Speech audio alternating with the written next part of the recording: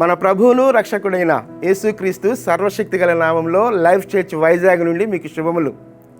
అనుదినము ఈ ధ్యానాలను మీరు అనుసరిస్తూ ఆధ్యాత్మిక అభివృద్ధి పొందుతున్నారని నమ్మి దేవుని సన్నిధిలో స్తుతిస్తూ ఉన్నాను. ఇది నా హోప్ ఫర్ టుడే వాక్య ధ్యానంలోనికి మిమ్మల్ని ఆహ్వానిస్తూ ఉన్నాను. దినవృత్తాంతంలో 2వ గ్రంథం 20వ అధ్యాయం 3వ వచనం. అక్కడ జరుగుతున్నటువంటి సంఘటన, మూకుమ్మడిగా విభిన్నమైన రాజ్యాలు యెహోషాపాతు మీదకి యుద్ధానికి వస్తూ ఉన్నాయి. అలాంటి క్రమంలో యెహోషాపాతు తీసుకున్నటువంటి నిర్ణయం, యెహోషాపాతు కలిగి ఉన్నటువంటి నిబ్బరం ఇక్కడ మనకు కనిపిస్తుంది. ఆ వచనాన్ని నేను చదువుతున్నాను. ఆ వచనంలో మనం గమనిస్తే మోయాబీయులను, అమ్మోనీయులను, మయోనీయులను, తర్వాత సిరియనులు దండెత్తి వస్తూ ఉన్నారు. ఆ క్రమంలో 3వ వచనం నేను చదువుతున్నాను.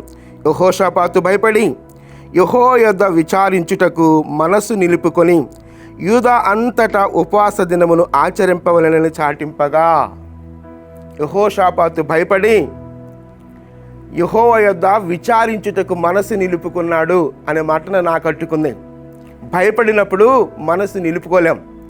భయపడినప్పుడు పారిపోవడానికో లేకపోతే ఆ భయం నుండి బయటకు రావడానికో తొందరపాటు నిర్ణయాలు చేసుకుంటాం. నెమ్మది లేకపోతే నిశ్చింతగా ఆలోచించేటువంటి సమయం, సందర్భం కాదు. ఎందుకనంటే విపరీతంగా ఒత్తిడిని కలుగు చేసే విధంగా 4 రాజ్యాల సైన్యం యెహోషాపాతు మీదకి వస్తూ ఉంది. యెహోషాపాతు మీదకి వస్తున్నటువంటి ఆ సందర్భంలో భయపడ్డాడు, వాస్తవమే. అయితే ఆ భయం తనని ఇంకా కృంగుదలకు తీసుకుని వెళ్ళలేదు. కానీ ఆ భయాన్ని బట్టి, ఆ భయంతోనే యెహోవా యొద్ద విచారించుటకు మనసు నిలుపుకున్నాడట. నన్ను చాలా ఆకట్టుకుంది ఆ మాట, మనసు నిలుపుకొనుట. గేవ్ హిమ్సెల్ఫ్ ఎంటైర్లీ, సంపూర్ణంగా దేవునికి సమర్పించుకున్నాడట.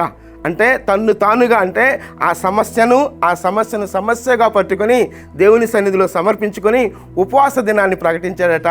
ఆ తరువాత అద్భుతంగా దేవుడిచ్చినటువంటి విజయాన్ని అక్కడ మనం చూడగలం. అయితే ఇక్కడ ఈ సందర్భాన్ని బట్టి మనం ప్రోత్సహించబడవలసినటువంటి ఆలోచన ఏంటంటే, మన చుట్టూ అనేకమైనటువంటి అనిశ్చితికరమైనటువంటి సందర్భాలు, సమయాలు మనం ఎదుర్కోవచ్చు. ఆయా సందర్భాల్లో విభిన్నమైనటువంటి ఎక్స్పీరియన్సెస్ గుండా మనం వెళ్ళొచ్చు.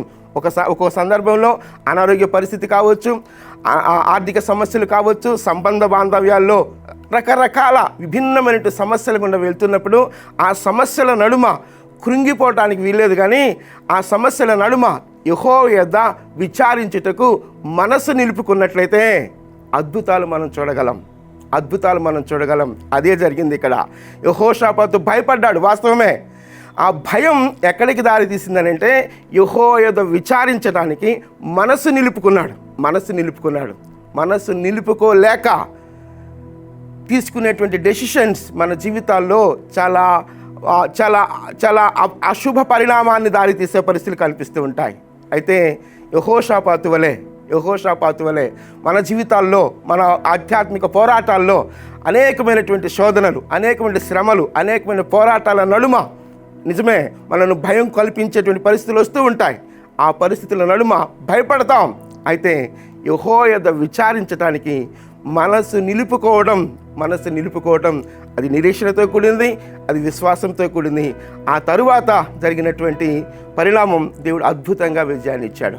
కనుక మన జీవితాల్లో కూడా భయాలు ఏమైనా కావచ్చు, ఎలాంటి భయమైనా కావచ్చు, దేవుని సన్నిధిలో మనసు నిలుపుకొని ప్రార్థిస్తే అద్భుతాలను మనం చూడగలుగుతాం. మనసు నిలుపుకోగలుగుతున్నామా, తొందరపాటు నిర్ణయాలు చేసుకుంటున్నామా అనే విషయాన్ని మనం ఆలోచించినట్లయితే ఆయా సందర్భాల్లో భయపడి ఏదో ఒక డెసిషన్ తీసేసుకుందాం, లేకపోతే ఏదో ఒక విధంగా ఈ పరిస్థితి బయటకు వచ్చేద్దాం అన్నట్లుగా దేవుని యొక్క విచారించకుండా, దేవుని యొక్క విచారణ జరపకుండా తొందరపాటు నిర్ణయాలు చేసుకోవటం వల్ల చాలా అనర్థాలకు మనం దారితీసే పరిస్థితులు వస్తూ ఉంటాయి. కనుక యెహోషాపాతు మన ముందు నిలబడుతున్నాడు.